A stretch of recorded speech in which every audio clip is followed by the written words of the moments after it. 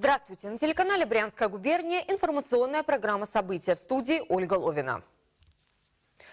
Праздник «День Брянского поля-2017», который состоялся на минувших выходных в Выгоническом районе, собрал рекордное число участников и гостей – более 10 тысяч человек. Почувствовать колорит сельской жизни, увидеть выставку достижений сельского хозяйства региона, узнать новые подходы в аграрной науке приехали жители из разных уголков Брянщины, а также гости и эксперты многих российских городов, делегации из Республики Беларусь, Узбекистана, Гагаузии, Молдовы.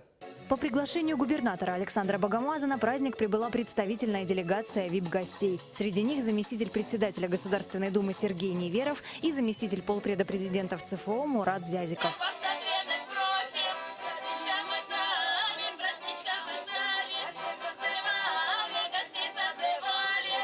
Первым делом делегация побывала на территории хозяев праздника подворье Выгонического района. Дети выступили в роли косарей, ведь сейчас в хозяйствах области в разгаре сенокос. Губернатору и московским гостям предложили отбить косы, чтобы работа в поле еще больше спорилась. Посмотрели гости многочисленные выставки агрохолдинга «Мираторг», предприятий перерабатывающей промышленности области, фермерских хозяйств, компаний по производству сельскохозяйственной техники. Первые в стране по производству картофеля, лидеры в мясопереработке, передовики в выращивании зерновых культур. Губернатор области Александр Богомаз поделился формулой успеха сельского хозяйства региона. Что нужно, чтобы быть успешным на селе? Это нужны хорошие семена и удобрения.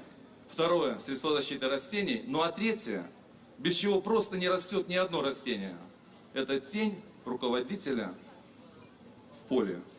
Вот когда тень это есть, тогда растение растет. Когда его нету, тогда не растет.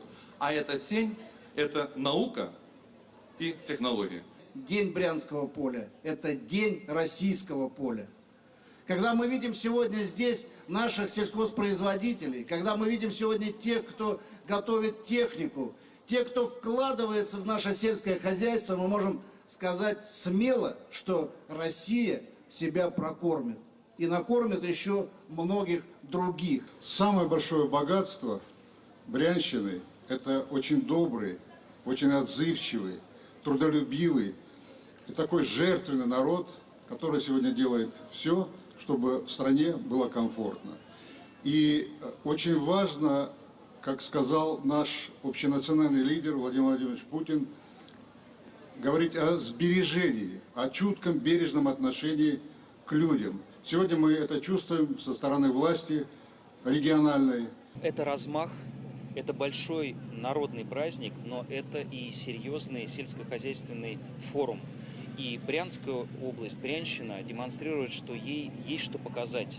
Вот свой товар лицом. Этот регион действительно заслуживает еще большего и лучшего внимания. Этот регион заслуживает большего количества инвестиций.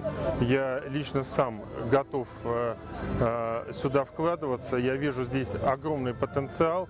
И, безусловно, сегодня вся моя деятельность будет направлена на то, чтобы принести пользу этой благодатной земле.